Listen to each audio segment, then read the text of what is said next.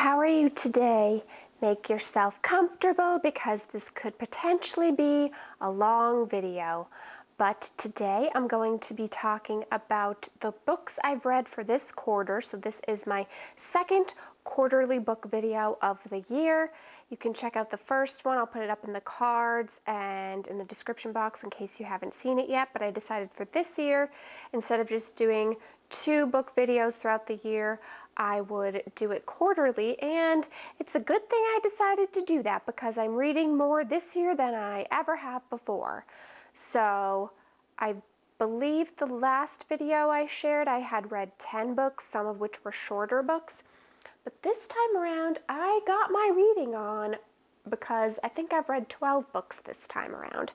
So I'm going to be giving you a little synopsis, my thoughts on them, as well as what I rated them on Goodreads. So for the sake of time, let's just get right into the books. Starting with The Sundown Motel by Simone St. James. I read this for the Samantha March book club, and I didn't have a whole lot of notice before knowing that was the book we had to complete in a short amount of time, but I was able to do it. I rated it 3 stars. I did like this author's style. I think I've read one other book by her. And I also enjoyed how the chapters are from differing people's perspectives. I feel like when I read those sorts of books, it helps keep the story going for me, or helps keep the flow and the pace, I guess I would say, so that I don't find myself bored with it. The different people and their different perspectives also take place in different decades. One was in the early 1980s and the other in 2017, but it's all connected. To me, it was more of a detective type story than a murder mystery. There are mysterious goings-on and murders and ghosts. I did listen to it on audiobook, and while it did hold my interest, I didn't feel on the edge of my seat or that there were a lot of twists or surprises or anything like that. Just to give you a little description, the secrets lurking in a run-down roadside motel ensnare a young woman, just as they did her aunt 35 years before. In this new atmospheric suspense novel from the national best-selling and award-winning author of The Broken Girls, Upstate New York, 1982, every small town like Fell, New York, has a place like the Sundown Motel. Some customers are from out of town, passing through on their way to someplace better. Some are locals trying to hide their secrets.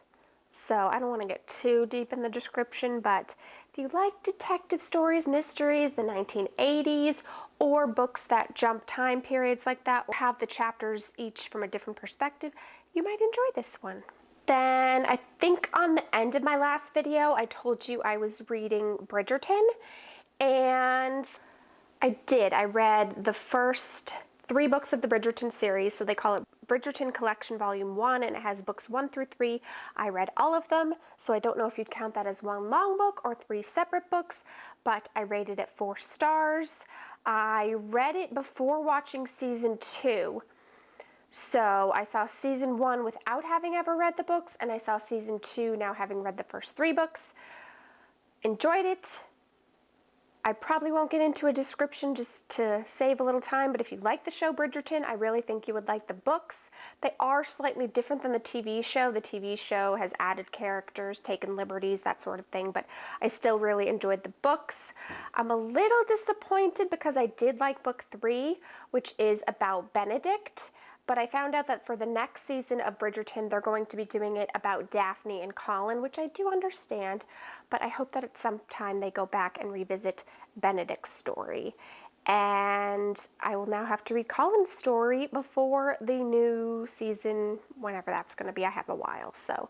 But yeah, if you like the TV show Bridgerton, I think you should check out the books. Oh, and just in case you didn't know, first book is about Daphne, second book Anthony, or Antony as they say in the show, and Benedict for book 3. Next, I read All Her Little Secrets by Wanda M. Morris, and I rated this 4 stars. I enjoyed it, but I don't know if I would call it mystery once again as much as crime, like a crime novel. but it did have some surprises. I did like the writing style, it held my interest the entire time, and it was a good read, so let me give you a little synopsis. In this fast-paced thriller, Wanda M. Morris crafts a twisty mystery about a black lawyer who gets in over her head after the sudden death of her boss. Everyone has something to hide. Ellis Littlejohn seemingly has it all. An Ivy League law degree, a well-paying job as a corporate attorney in Midtown Atlanta, great friends, and a for-fun relationship with a rich, charming executive, her white boss. But everything changes one cold January morning when Ellis goes to meet Michael, her boss, and finds him dead with a gunshot in his head. So, that sounds interesting to you, or you like detective mystery stories? Check that one out. All right, that was March, or end of March. So now we're on to the books I read in April. The first one being The Maid by Nita Prose, or Prose, I don't know. Let me check. Prose. The Maid by Nita Prose. I had been hearing a lot about this book, and I'm really glad I got to read it. It was probably, as of April, and maybe still, I'll have to see after I've gone through all of these, the favorite book that I had read so far this year. I did rate it 5 stars. It wasn't exactly a mystery, but sort of. I guess I was having a lot of those this time around. But I really liked the writing, the plot, and especially the main character of Molly. This was the first book that I can recall reading about a main character that has disabilities. While they never disclose them, I would guess that Molly has OCD and Asperger's. Granted, those are just my assumptions. Again, they never specifically state that, but that's just the feeling I got while reading it. But I really enjoyed her character, and I definitely recommend this book. It kept my interest and engaged me the entire time, and as I said, it's up there as a favorite for the year. Molly Gray is not like everyone else. She struggles with social skills and misreads the intentions of others. Her gran used to interpret the world for her, codifying it into simple rules that Molly could live by. Since Gran died a few months ago, 25-year-old Molly has been navigating life's complexities all by herself. No matter, she throws herself with gusto into her work as a hotel maid. Her unique character, along with her obsessive love of cleaning and proper etiquette, make her an ideal fit for the job. But Molly's orderly life is upended the day she enters the suite of the infamous and wealthy Charles Black, only to find it in a state of disarray, and Mr. Black himself is dead in his bed. And I'll just leave it at that, but definitely check that one out if you haven't read it before. The next one I read was on audiobook, and it's called Live Your Life, My Story of Loving and Losing Nick Cordero by Amanda Kloots. I rated this 4 stars, and I didn't really know who Amanda Kloots was until I saw her on Dancing with the Stars and learned her story. When I heard she wrote a book, I wanted to read it to learn about her a little bit more and her story. I thought it was well written to show the impact COVID-19 had on her and her family's life. And while it had an impact on me, it didn't make me sad in the way that I thought it would. It was a good book, and if you like her or have followed her career or just want to learn more about her, I think you would like it. Amanda Kloots bravely reflects on love, loss, and life with her husband, Broadway star and Tony nominee Nick Cordero, whose public battle with COVID-19 and tragic death made headlines around the world. In the early spring of 2020, Broadway star and Tony Award nominee Nick Cordero was hospitalized for what he and his wife Amanda Kloots believed was a severe case of pneumonia. Entering Cedars-Sinai, there was no indication that Nick, a young man in the prime of his life with no pre-existing conditions, would never return home. So, if you think that'd be the type of thing you'd enjoy, or you like biographies or autobiographies, check it out. Next on the list is The Memory of Us by Camille DeMeo. This book surprised me. I got it free on Amazon. At one time they were offering it free, and based on the description, it looked interesting to me. It's not the typical book I would choose to read I would call it romantic historical fiction. I can't say exactly what it was about it, but it kept me interested and wanting to read more. While it was tragic in a lot of ways, I had to see what happened. It was really the love story that kept me interested, and I recommend it and rated it 5 stars. Julianne Westcott was living the kind of life that other Protestant girls in pre-war Liverpool could only dream about. Old money, silk ball gowns, and prominent young men lining up to escort her. But when she learns of a blind and deaf brother institutionalized since birth, the illusion of her perfect life and family shatters around her. While visiting her brother in secret, Julianne meets and befriends Kyle McCarthy, an Irish Catholic groundskeeper studying to become a priest. Caught between her family's expectations, Kyle's devotion to the church, and the intense new feelings that the forbidden courtship has awakened in her, Julianne must make a choice: uphold the life she's always known, or follow the difficult path toward love. Okay, now up to May, where I read In My Dreams I Hold a Knife by Ashley Winstead. This book got a lot of hype on BookTube, so I went into it with pretty high expectations. I can't really say if that affected my reading experience at all, but I rated it 4 stars, and it was a good book overall. But I'd say the second half of the book, it really picked up and got better. I felt like the beginning was a lot of setup and not much happening, but if you like thrillers and mysteries, I think you would enjoy it. 6 Friends, 1 College Reunion, 1 Unsolved Murder. A college reunion turns dark and deadly in this chilling and propulsive suspensive novel about 6 friends, 1 unsolved murder, and the dark secrets they've been hiding from each other and themselves for a decade. 10 years after graduation, Jessica Miller has planned her triumphant return to Southern elite Duquesne University, down to the envious whispers that are sure to follow in her wake. Everyone is going to see the girl she wants them to see. Confident, beautiful, indifferent, not the girl she was when she left campus back when Heather's murder fractured everything, including the tight bond linking the 6 friends she'd been closest to since freshman year. 10 years ago, everything fell apart, including the dreams she worked for her whole life, and her relationship with the one person she wasn't supposed to love. And again, I don't want to give too much away or have too long of a synopsis, so hopefully that gives you a good idea. Next, I read My Friend Anna, The True Story of the Fake Heiress by Rachel Deloche Williams. I read this for Samantha March Book Club, and I really knew nothing about the book, but since it was chosen for the book club, I read it for that reason, but otherwise I had never really heard of it before. And I had already watched the Netflix show Inventing Anna. I found the show entertaining, but also had a lot of issues with it. I get that it was sensationalized for entertainment value, but I think a lot of people took it as that's the way the story happened. They didn't present Rachel in a good light in the show, and I was glad to hear her side of things. Just goes to show that there's always 2 sides, or maybe even more, to every story. And while I didn't always love the way that Rachel wrote, I did find the book interesting and rated it 3 stars. Sex and the City meets Bad Blood and Catch Me If You Can in the astonishing true story of Anna Delvey, a young con artist posing as an heiress in New York City.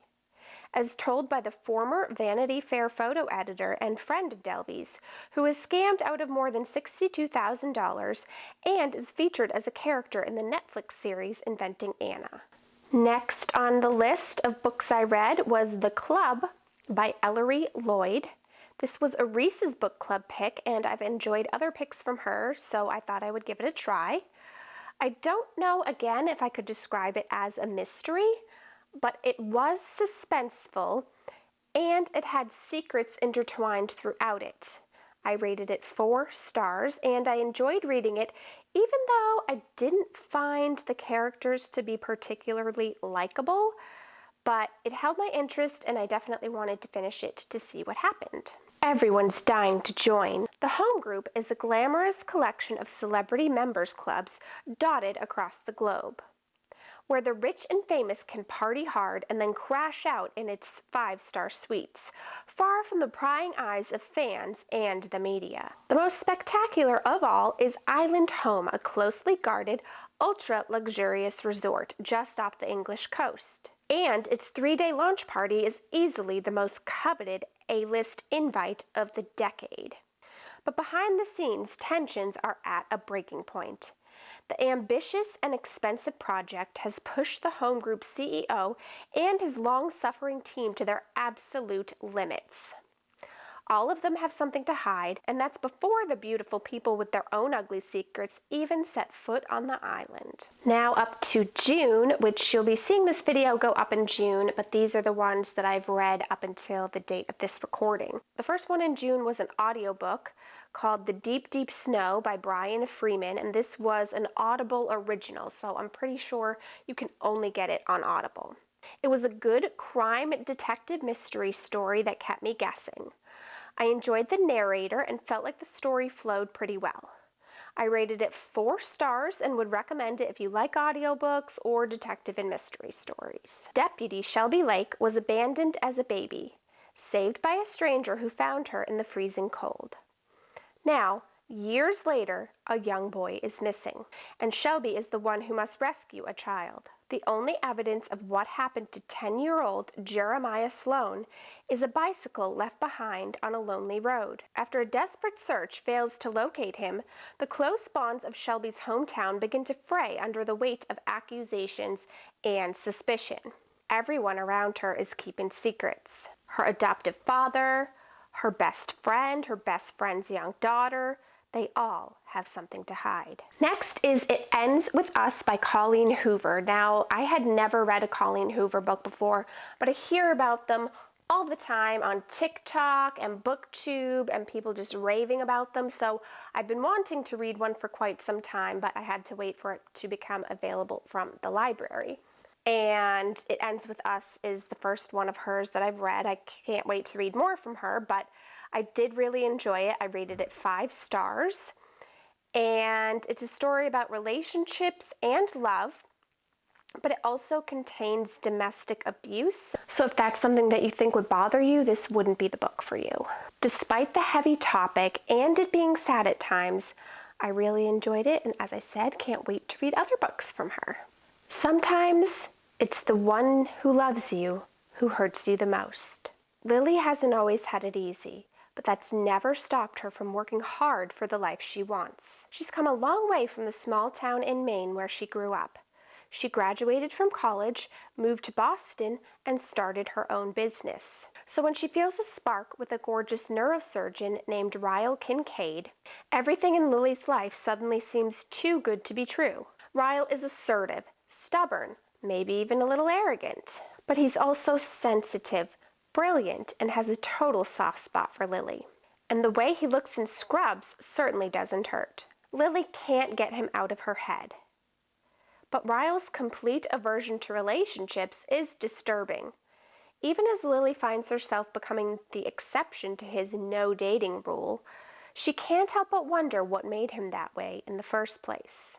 As questions about her new relationship overwhelm her, so do thoughts of Atlas Corrigan, her first love, and a link to the past she left behind. I have one more book to tell you about, but before I forget, my reading goal for this year was 33 books, and I've currently read 22 this year, so I'm, as of right now, 8 books ahead of schedule, and I may have to raise that reading goal as we get closer to the end of the year, but we will see. But the final book to talk about I listened to on audiobook, and it's called Bergdorf Blondes by Plum Sykes. I rated it 3 stars, and it was just a fun, light read. It's about New York socialites, and it was funny how the book described them because they were so out of touch with reality. Parts of it were over the top, but that's partly what made it comical. Check it out if you like a light, fun chick lit read. Plum Sykes' beguiling debut welcomes readers to the glamorous world of Park Avenue princesses. The girls who careen through Manhattan in search of the perfect fake bake tan acquired from Portofino tanning salon, a ride on a PJ private jet, with the ATM rich boyfriend, and the ever-elusive fiancé. With invitations to high-profile baby showers and benefits, more Marc Jacobs clothes than is decent, and a department store heiress for a best friend, our heroine, known only as Moi, is living in the peak of New York society. But what can Moi do when her engagement falls apart? Can she ever find happiness in a city filled with the distractions of front-row girls, dermatologists, premieres, and eyebrow waxes? Guess you'll have to read to find out. So that is everything that I read from the end of March to beginning of June. I'm currently reading, but have just started, The Paris Apartment by Lucy Foley, which is another one that's really raved about, so you'll see me tell you my thoughts on that in the next book video, which will be in a few months. But I'd love to hear your thoughts on the books that I talked about today. Have you read any of them before? If so, what did you think of them? Have you found any new ones to add to your list of books to read? I'd love to know that as well. Leave me your recommendations of what I should read next down in the comments. Be sure to give this video a thumbs up if you enjoyed it and if you love reading as much as I do. I'm excited that I'm reading more than ever, and I love tucking into a new book and escaping with the characters. Thank you so much for watching, and I hope you have a fantastic day and go off and enjoy a good book. I'll talk to you later. Bye!